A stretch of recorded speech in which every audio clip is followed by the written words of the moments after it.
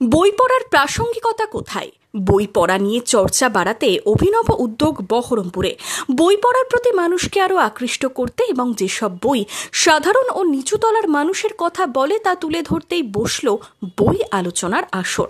শনিবার সন্ধ্যায় Baharampur textile college মোড় সংলগ্ন এলাকায় এই আলোচনা সভায় স্বপ্নময় চক্রবর্তীর লেখা সাহিত্য একাডেমি পুরস্কারপ্রাপ্ত জলের উপর পানি উপন্যাসটি নিয়ে আলোচনা করেন অধ্যাপক মনন কুমার মণ্ডল। প্রগতিশীল যে সমস্ত বই যেগুলো সাধারণ মানুষ বা অতি একেবারে নিচের তলার মানুষের কথা বলে সেই সমস্ত বই নিয়ে চর্চা করা, তাতে আমাদের বহরমপুরবাসী যারা রয়েছেন, যারা বিগত দিনে বই পড়াশোনা করতেন বা বর্তমানে করেন, বা নতুন প্রজন্মের ছেলে মেয়ে যারা ভবিষ্যতে আমাদের সমাজকে লিড করবে, এরকম প্রজন্মের ছেলে মেয়েদের নিয়ে আমরা একটা সাহিত্যের আসর যাকে বলে সেরকম করার উদ্দেশ্যে এই পরের পৃষ্ঠা সংস্থাটা তৈরি হয়।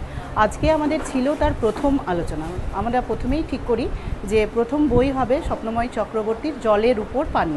স্বাধীনতার পরের আমাদের পূর্ব বাংলা, এ বাংলা, তাদের জীবন চরিত্র যেমন উঠে এসেছে, তেমনি আমাদের হিন্দু মুসলমান যে সমীকরণ আমরা ভাবি বা দেখি, সেই সমীকরণের একটা রাস্তা খুঁজে পাই, এবং সাম্প্রদায়িক সম্প্রীতি, এই সমস্ত অ্যাঙ্গেল এই উপন্যাসটির মধ্যে এসেছে। এবং এই উপন্যাসটি বর্তমান পার্সপেক্টিভে, বিশেষ করে পলিটিক্যাল সিচুয়েশন যা আমাদের ভারতবর্ষের বা বাংলার, সেই সিচুয়েশনে নতুন করে আবার স্টাডি করার মতো একটা যোগ্য বই বলে আমরা মনে করি। এবং সর্বোপরি আমাদের যে উদ্দেশ্য ছিল যে বই নিয়ে চর্চা, সেটা আমরা মনে করছি যে আজকের দিনে দাঁড়িয়ে এই আলোচনাটা অত্যন্ত জরুরি ছিল এবং অত্যন্ত সফল হয়েছি আমরা। বর্তমান সময়কালে দাঁড়িয়ে এই বইয়ের প্রাসঙ্গিকতা কোথায়? আলোচনা সভায় এসে কি বললেন অধ্যাপক মনন কুমার মণ্ডল?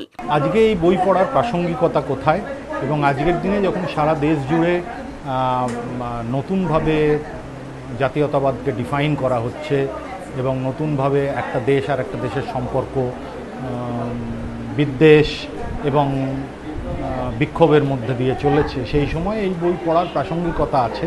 কেন এখানে অনেক দিন পরে পার্টিশনকে অনেক বড় ক্যানভাসে দেখা হয়েছে, এবং সবচেয়ে বড় কথা, যে প্রজন্মের সঙ্গে প্রত্যক্ষভাবে পার্টিশন যুক্ত নয়, সেই প্রজন্মের আখ্যান হচ্ছে এই জলের উপর পানি।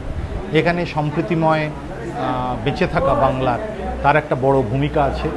তাহলে আমাদের আজকে সম্প্রীতিময় বেঁচে থাকার যে ইতিহাস, সেই ইতিহাসকে আবার নতুন করে আমাদের তার কাছে ফিরে যেতে হবে এবং সেই কথা বারবার বলতে হবে। কেন সমাজের একটা শক্তি আছে, এটা শুধু রাজনৈতিক আবর্তে দাঁড়ানো মানুষের শক্তি নয়। সমাজের এই শক্তির কাছে আমাদের ফিরতে হবে এবং দেখতে হবে মানুষ কিভাবে ভালো থাকতে পারে। লিভিং পিস উইথ পার্টিশন, শান্তিপূর্ণভাবে এই উপমহাদেশের পার্টিশন হয়ে যাওয়ার পরেও মানুষ কীভাবে শান্তিতে বেঁচে থাকতে পারে। হিংসার মধ্যে কখনো এই তিনটে দেশের কারুর ভবিষ্যৎ নেই। এদিন সভায় যোগ দিয়েছিলেন শিক্ষক, অধ্যাপক, গবেষক, ডাক্তার, ছাত্র, নাটকের সাথে যুক্ত মানুষজন।